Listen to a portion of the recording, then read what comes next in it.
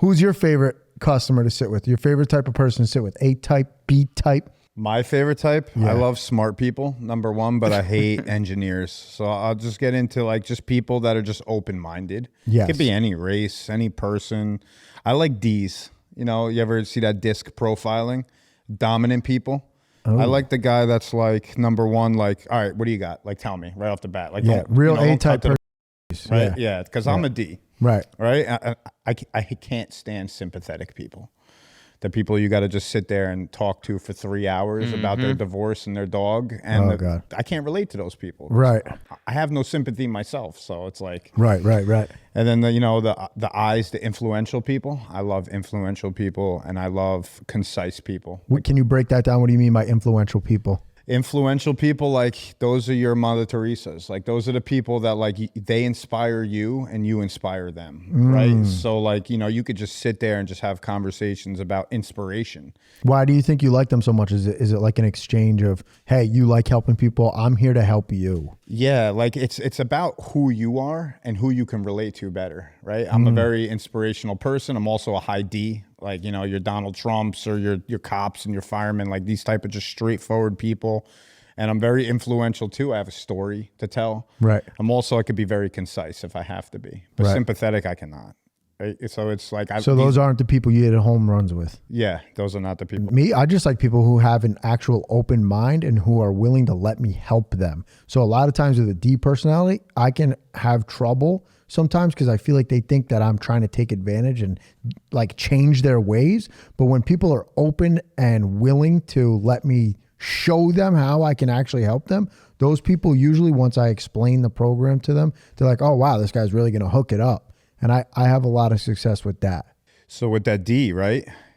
Those are dominating people. Right. You have to let them dominate you, but you can't let them dominate you too much. Right. Because if they over dominate you, you're like, this guy's a pussy here. Right. So you have to be dominating back. It's a tough line to toe sometimes. Yeah, but not enough so that you dominate him, because if you dominate him, he's not going to He's like not you. going to like the relationship. Exactly. He's The not gonna best wanna way I've heard continue. it explained though is you just got to treat those people like they're your best friend. Exactly. Like you can't treat them just like a friend. If you're my best friend and you do something great, I'm gonna be like, you're sick. I'm not gonna be like, oh, congratulations, great job. That's what your friend would do. Your best friend's like, you're, Yeah. and that's how you got to treat those people that are high Ds. That's good game. That's good game. Because Yeah. I feel like with these new reps, they have a lot of trouble with a D guy. They're like, oh man, he told me to get it off his yard. Well, tell him no. I'm not leaving until you listen for a second. What, are you afraid of me? You got to mirror. Exactly. Yeah. You got to mirror That's people. what the guy wants. He wants a little pushback. Talk back to him a little bit. Yeah. Don't Or go that crazy Karen. because he might fucking smack you. But Or that Karen, I become a Karen real quick. Like when I talk right back to her and she's like, nobody's ever talked to me like that before. And I'm like, well, you damn straight. You're going to listen to me now. And she's, like it's just, you got to give it right back. I'm like, so then like, you have to know that becoming friends like he was talking about. You have to know who you're talking to, not their race, not anything, their character. tell us a little bit more about the profile and how you're profiling these people. There's 4 different categories, right? Yeah, DISC. So dominant, influential, sympathetic, and concise. Like the D's are, like I said, your firemen, your police, right? Yep. Head of household type of guy. My wife don't make any decisions. Influential are like the people like us in the same token, right? Like they're like really, really smart people and they just really want to like, feel inspired by your presence, or you want to feel inspired by their presence. Right. Sympathetic people, those are, sorry to say, but the liberals out there. And then your concise, okay, those are your Elon Musks, your engineers, right? Engineers, yeah. Those guys want to know the efficiency of each panel. Those guys are tough too. Yeah, they want to read a Tough. contract for 8 months and then make forever. a decision. Yeah, so They're so hard, dude. for those type of people, I'm just like, I give them all the facts. Oh yeah. Right? I know I'm not closing them right there. I literally say to them, you know what? You have to do your due diligence and read this contract. Once I figured that out, I actually, and I'll brag about this until the day I die, I closed one of those. He was an engineer. It was a outreach lead through a, what That's are those? tough already. No. It gets crazier. It was an outreach lead through a doorbell. What are those doorbells A called? Ring doorbell. It was an outreach lead through a Ring camera, and the guy was an engineer. I sat with him for 2 hours. I tried telling him how much his average Central Hudson bill. He was like, no, I got a spreadsheet. He pulled it out. So I was like, oh, this is great. I can finally use numbers to win here. Yeah. I showed him the numbers. He was like, all right, I'm going to digest this. I was like, great. I'll come back in a couple days. He ran his numbers versus what I had showed for him. And then if you know solar, you know that you actually make out.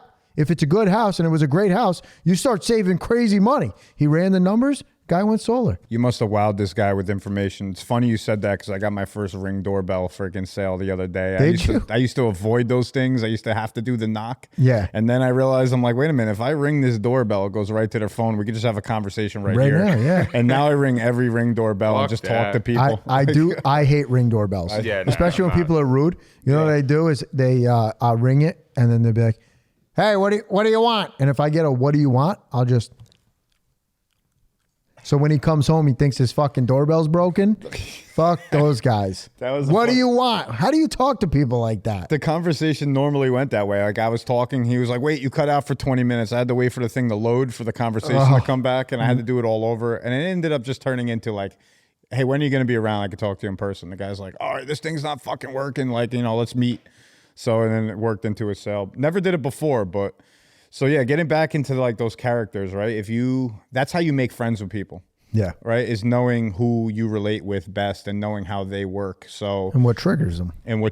Yep. So if I start talking over a D and if I start like overpowering him, he's gonna get insecure real quick and tell you to get the fuck off his property. Like I'm not interested. It's a ping pong match. He's interested in being in control. Yep. You got to let him win and tell him, yeah, you're right. You're very smart, and make him feel good. And then he's like, you know what? I like this guy. Like, yeah. And you also gotta, when you're on the doors, you gotta find those people quick. Like there's certain traits that they have that you can know right away. They come out, their shirts tucked, they got an American flag.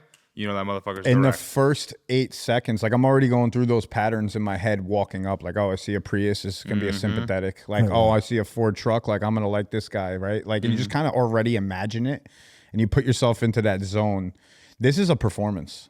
Right. So like I call it the greatest performance on earth. We are like improv actors going door to door with 100%. Our knowledge. We're very professional. But at the end of the day, when that door opens, I'm in like I'm not saying I'm not myself, but I've developed many different personalities over the years doing this that I can be anybody at any given time. Right. Whatever it is that's going to suit the needs so you can help the guy who opens the door. Yeah. That's the hardest thing for some people to do. What are some objections you get at the door that to this day are still like, you can't get through them? Well, the ultimate objection that you're never going to get through is somebody that's literally selling on the market, right? It's a luck That's a factor. big one. Yeah, it's like a luck factor that you're going to get that one and they're going to listen to you and they're going to want to put solar on their house within that year. So that's like one of the hardest All the other ones are actually pretty easy. So one I still have trouble with, I'm not going to lie, is just I don't care. I don't care about my Central Hudson bill. I'll pay it. I don't care. It's not that much. I just don't care about the money. I had a rich dude. Yeah. And I'm telling you, I would have been saving him $200 a month, the amount of electricity he was using. Yeah. And he's like, dude, I don't care. He's like, I don't even want to save the money. And I'm like, dude, you're going to sell this house in 30 years from now? I'll get you an extra $100-something thousand. It's a huge system. Yep. He's like, I don't care. That kind of guy, I'm going to like oversell that and make that mean, $50 more a month. Because if he doesn't care about his electric bill, he doesn't care about paying $250 more a month. But in reality, if you can get through that, I mean, it just sounds like you had a bad experience, right? What do you not care about? Like, did somebody fuck this all up for you? Right? Like I see you got all these other things that you care about. So what is it about this that you don't care? Right? Like, so you care about your car. I was going to do that walk around with them. That's the kind of guy you got to become friends with from the beginning. Yeah. And then it doesn't matter. It really doesn't matter anybody to go solar in their first year. They're not saving that much. It's an entire thing. But I'm sure he's going to care if he's the only guy in the block that doesn't have solar. Do you think you're better in a house or at a door? I'm pretty much just as good at all of them. I probably I swapped out of going in houses to more Zoom calls. Yeah. Okay, just because of time. But I used to love being in the house with people. But the only thing is when I'm in the house, I spend 3 hours in that house. Me too. Like, they end up really liking me. They want to invite me to parties and like I end up becoming their kid. And like I just don't have time for that anymore. Right. Yeah. So you think though, now that you're on Zoom, do you think you're better on a Zoom or do you think you're better on somebody's doorstep? Or it's still even? I'm better on the doors. I'm just an animal on the doors. Like I really am. It's not even like hard at all for me anymore. Are you top 100 door knockers in the country? I was at one stage of my life. Solar City was the only company really in the game, and I was the top sales rep I went from top 100, top 50, top 20. So it wasn't just the top. And then I just went down to top 1. And then the year after I did it, Ryan Cave, the kid that brought you in, he was actually he was the top sales rep, and he was on house arrest. And it was over 5,000 employees, and these weren't crappy numbers. This was like 30 sales in 1 month. Like, it was, and back then it was only leases. It was not like loans are easy to sell. This was just getting people to sign up for leases, and there was that stigma of doing a lease and not being able to sell your house. Oh my God. Dude, it was a nightmare with the people we had to talk to back then. You know, they're like, "What?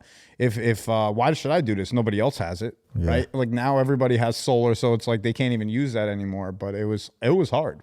It was grinding. It was 12 hours to 16 hours a day knocking. Now I can almost do those numbers if I wanted to, if I really wanted to, do those numbers in 15 days. You know, if I spent that same amount of time, what used to take me a month, not even just a month, it was a cumulative months to try to get that 30. Like, it was a lot building up, and then boom, it all hit in 1 month. Like, now I could do that in 1 month in half the time if I wanted to. Right. But I don't have that time anymore. What do you think a new sales rep should focus on more? Honing their skill in the beginning, or just working like a workhorse? Being a robot and numbers and failing. So working like a workhorse. Working like, more than honing your skill in the beginning. Like, not thinking of yourself as a human being, thinking of yourself as somebody controlling you, and there was a robot, and on your chest, would you like to know more about solar, yes or no? And you hit 100 doors a day. Boom. All right. Because, for real. Because the only way you're going to find yourself in your pitch is repetition. The only way you're going to map out that disc profiling is repetition. To find out what you have to say to each one of these people. It has nothing to do with your product knowledge. It has nothing to do with anything. Most early on sales reps try to learn everything they can about it, and they product vomit, and they get less sales. I got more sales when I knew nothing about solar and just went to doors. Because you were excited about it, and you were just... Yeah, like, so my first days in Solar City, it was a 2-week course, and it was so boring. Right? They had these Californians, I'm giving you this course on a Zoom, and you're like, you know, me, I'm like, you know, I can't listen to this stuff. I don't even want to listen to it. I just had door-to-door experience. Right. So I shut off the computer. I passed the test. Jill gave me all the answers. And, and like, I had no idea what to say. Jill just told me to go out and get 11 electric bills. So I just went to my first door, just in my neighborhood, and was just like, hey, I'm Anthony Marino. I just got this job. You know, I'm training. You wouldn't mind giving me your electric bill, and I'll give you back like all the information about solar. I didn't sell solar. I said, just help me because I'm training. And I knew nothing about solar. And I was able to go out and get 12 electric bills. And then I came back and designed the systems and went back, hey, would you like to see these results? And like 3 of those people went solar. Yeah. So like, it was like, so like, it was just amazing for me to actually like, and then in that week, I hit like 7 sales in my first week. And it was like, just, I knew nothing about solar. And then guess what happened? I got very knowledgeable about it. And you started doing bad. And I started doing terrible. Yep. I started going to the door, oh, this is how it works. I was like a Kirby vacuum salesman. Yeah. And like, you know, like I called Jill. I was like, Jill, please help me. Nobody was helping. We didn't have mentors then. He laughed. He's like, I knew this day was going to happen. Yep. You don't listen to anybody, Marino. And he's like, go back and make it simple. Go back and be friends with people. Listen, we do that with outreach. Yep. We do our best to shield them from learning too much. Yep. We don't let them sit in on the big boy meetings, because once you know too much, you product vomit on the door. Get the fuck out there and go right. knock. Right? Just go knock doors. Yeah. And that's for everybody starting out in this industry. You know, but the funny thing is these kids don't even have to reinvent the wheel. They have all of us to lean on for stuff. Dude, do you see the packets we give out now? I know. Have you seen one? Yeah. It's almost probably bad to do that because like you just want to be like, get out and No. knock. We give it to them when they get into sales. When they get into sales. Never before. No way. I would never let an outreach kid know what an intent statement is. Yeah. Shut up. Exactly. All you need to know is what a doorbell and a front door looks like. But we all want to know. We all are like so curious to learn. Real quick, outside of this, I just realized the training, the 8 a.m. training, do your Zoom. The 9 a.m. training, you're doing a training on disc.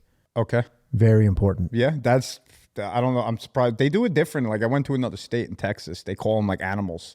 They say like a tiger is like a salesperson. That would be like your influential, I guess. Your I forgot, like your dominant's a lion. Your owl is an engineer. And they call them like all these funny things, but everybody does that in sales, that disc profiling. Yeah. It's the number one thing salespeople should know. I want you to do that. Yeah, training definitely. For us. That's an easy training for me. I love Great, that one. great. I want to go real deep into it because I want the guys to understand. Mm-hmm. That's gonna be good. 2 weeks from now, Wednesday. If you guys want to catch it, come join my team. What are you, Zach? Are you a sympathetic? No, not at all. Not fucking at all. You're a D. High D. High Probably D, yeah. high I too. I'd say maybe even more I. Yeah, you know, I think that Taylor McCarthy did a great training for us. And he was like, you got to find your kryptonite. The whole point of that disc profiling is to find out what you're bad at, who you're bad at talking to. To work at that. Because you could do all those other ones all day. It's easy. But if you find out what you're bad at, you're gonna get more sales. Yeah. Have you ever taken a disc profile? To see what I am? Yeah. No, but I feel like I'm probably an I. More I than mean, anything. most Definitely an I, salespeople are right? going to be D and I. Almost every salesperson is a D and an I. He's a DIC. Okay. Did you do that purposely? I didn't take it there. Dickhead, this guy. No, but that's actually me too. I guess we could be dicks together. But I'm Oh, yeah. like That's my favorite. but I'm a DIC and just S. I don't have it. Yeah. Yeah. I don't know. I sympathize too. I don't know. I feel like I'm almost all of them. I'm pretty. I'm definitely an even empath keel. to some degree. Yeah. Like, I don't know. I'll do it as a rapport building thing. Like, I'm not going to sit here and cry about your problems because I don't even care about my own fucking problems. All right. Anyway, fuck you and your own Yeah, problems. yeah. What does it take to be number one in solar? How do you become Three number attributes. one You're in three. the number one New York solar company? How do you become number one? Can I phrase that a little better? Yeah, I said You're it the backwards. number one sales guy in the number one company in New York State. What are the 3 traits that you wouldn't be able to achieve that without? Athleticism, number one. Nobody thinks about Wow. Right? Wow. You Isn't mean it run funny? into the doors? So Is many, that why? it. So No, many athletes. Not even like you could be fat and do this, but you have to have a competitive. How mindset. many athletes on our team are high performing? Every one of our high performing guys are an athlete. Okay, what's number 2? They're not just athletes; they're competitive. Competitive, yeah. Number one, Cameron. Okay, Yeah. It's just me and Andrew created that. Even as sales managers, creating that competitive atmosphere. Yeah. Okay, in your team, you have to have that rabbit on your team. I was telling Zach about this. You gotta have your knights of the round table, and you have your most competitive guys sit next to you. And then you go to the weakest link, and the weakest link also sits next to you, like the Knights of the Round Table in Camelot. And then everybody wants to get closer To the guy to to the their top right. guy. You create that competitive atmosphere. So the second Damn, thing, bro, we might have to change the seating arrangement No. at the office. I saw cool programs that other teams did with that. But the other thing is just straight fucking determination and just what we were talking about before. Empathy? No, not empathy. But number one, you have to have the most willpower you could possibly have. All right. It doesn't to be at the top. Okay. You need to have everything focused. You need to work nonstop. Okay. And you need to be doing that every single day. You need to create that habit. Yeah. Okay. And not stop and have that actual anxiety to stop. All right. And then the other thing is just be humble. Okay. Because it can all get to you. Yeah. You can't, I don't think I'm the top person ever. Right. I don't think you about would the money. self-sabotage if you did that. Of course. I don't think about the money. Yeah. The money just comes from me. So real competing. quick, just to cap that off, it's athleticism, Yes. willingness, Yep. right? Which is definitely important because in this industry, I'm not calling you to make sure you're getting up and going to work. You need to be willing by yourself. I don't hold people's hands either. Right. So You know? it's athleticism, willingness, and what was the third one? Determination. Determination. Yeah. And, just humble. Humble as a bonus. Humble. You have to be humble in this because number one, people smell commission breath a mile away. Yeah. You have to be, all right. So with humble, you have to be passionate. All right. You have to be 100% passionate. And 5, passionate. Passionate about what was there 5? No, now there's There was three, 3. but there's 5. Okay, so I could probably keep going with more, but passionate is probably one of the most important, actually. People don't buy what you sell, they buy what you do. And I'm going to put this into perspective for you. You ever go to a nice restaurant you like? Yeah. All right, what's your favorite restaurant? Oh, I don't know. I like. Roster I'm not going to tell you. Yeah, I'm Zach, not you've gonna been say around. the one What's I your love. fucking favorite restaurant? Over here, we'll say La Katrina. La Trina. I was That's gonna spot. say What is so nice about? Yeah, what is so nice about that restaurant? Tell me. They're just the best, bro. The food comes out fast. They got great service. always coming out with a smile. Never know what they're saying. Did Yep, that chef never know come what out? they're gonna give you either. Did that chef come out and ask you how you like your steak cooked? He did not. He did not. All right. Did the waitress give you like a free drink when you were there? Yes. She did. All right, so that restaurant, I don't know, how many people have you told about that restaurant? We bring everyone there. Yeah, I'm probably going to go there too now you mentioned Right it. here. I'm a big foodie. So, but you know what? That restaurant made a lot of money off you just now, and you didn't make any money. Yeah, of course. And all you did was just tell about your experience and how passionate you are about it.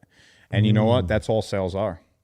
The more passionate you are about what you're talking to people about, people just do it. Has nothing to do with how much they're saving. Has nothing to do with how it's going to help them. They just know that this is you, and you are just giving them this emotion. And emotion creates motion. And that's why people actually buy solar. So when I come to your door, it's a whole lot of passion there. You ain't leaving there with like, I just felt that guy's energy. And if I'm going to go solar with anybody, it's going to be this guy. That's the important thing that you have is your passion. And, you know, God says, whatever you're passionate about, just do, and everything falls into place. Oh, you fuckers gonna be famous. Guys are looking sharp. Zach Dingy, Tony Two Capoletti. Dudes, Three Legs podcast, where we share business tips, interview experts, And travel the world. This week on Two Dudes, Three Legs.